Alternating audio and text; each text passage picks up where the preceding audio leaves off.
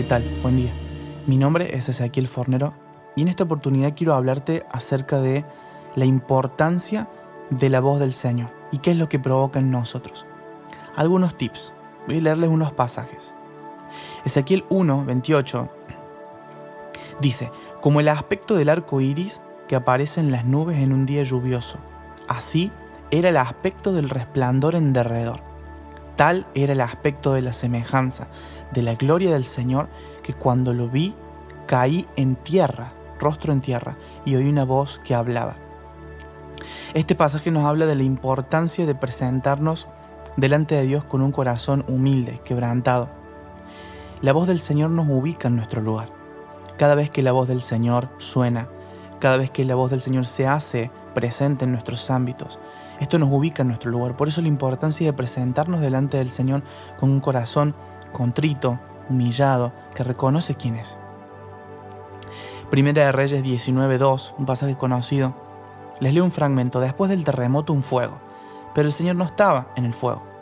Después del fuego, un susurro de una brisa apacible. Este pasaje nos habla de que muchas veces el Señor se presenta delante de nosotros, no de las formas que hemos conocido y que hemos aprendido. El profeta esperaba verlo quizás en una manifestación que él conocía, o quizás él ya había visto a Dios en el terremoto, en el fuego, pero Dios no estaba ahí en esta oportunidad. Él quería romper con velos que lo estaban separando de verlo y escucharlo realmente, lo que él tenía para decir. Entonces el Señor se muestra su vida de una forma diferente. Que podamos estar atentos a oír la voz de Dios como Él quiere hablarnos y no como nosotros pretendemos oír. El Salmos 29:3 dice: voz del Señor sobre las aguas, el Dios de gloria truena, el Señor está sobre las muchas aguas. La voz del Señor es poderosa, la voz del Señor es majestuosa, la voz del Señor rompe los cedros. Sí, el Señor hace pedazos los cedros del Líbano, y como becerro hace saltar al Líbano y al Sirión como cría de búfalo. La voz del Señor levanta llamas de fuego. La voz del Señor hace temblar al desierto, y el Señor hace temblar al desierto de Cades. La voz del Señor hace parir las ciervas y deja los bosques desnudos, y en su templo todo dice gloria. Este pasaje se explica por sí solo, que el Señor quiebra y quebranta toda altivez.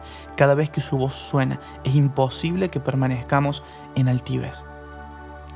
Salmos 46:6 dice: bramaron las naciones y se tambalearon los reinos. Dio él su voz y la tierra se derritió. Esto nos habla que su voz genera autoridad sobre territorios y sobre naciones. De ahí la importancia de poder ser portadores de su voz. Aquellos que sueltan su voz, en la misma voz del Señor, viene conferida la autoridad sobre territorios y sobre naciones. Mateos 3:17 dice: he aquí se oyó una voz de los cielos que decía: este es mi Hijo amado, en quien me he complacido, a él oíd. Y después en Juan 12:28 dice: Padre, glorifica tu nombre. Entonces vino una voz del cielo diciendo: lo he glorificado y lo haré otra vez. Saben que la voz del Señor revela a Cristo. Es tremendo poder ver cómo cada vez que somos expuestos a la voz de Dios, Cristo es revelado.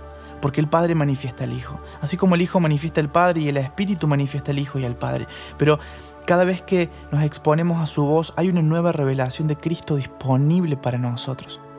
Por eso en esta mañana yo quiero hablarte de la importancia de estar expuestos a la voz de Dios.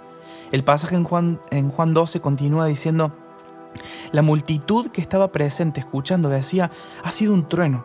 Otros decían: no, ha sido un ángel que le ha hablado. Pero Jesús, tomando la palabra, dijo: esta voz no ha venido por causa mía, sino por causa de vosotros. Cada vez que escuchemos un trueno en los cielos, cada vez que percibamos movimientos angelicales, la voz del Señor está manifestando y revelando a Cristo, porque Él es el verbo de Dios, porque Él es la palabra que toma forma en todas las cosas que nosotros vemos. Cristo Jesús es la palabra de Dios. Entonces quiero animarles y orar por ustedes para que sea un día lleno de la presencia del Señor y que puedan crear ámbitos para oír a Dios. Les bendigo.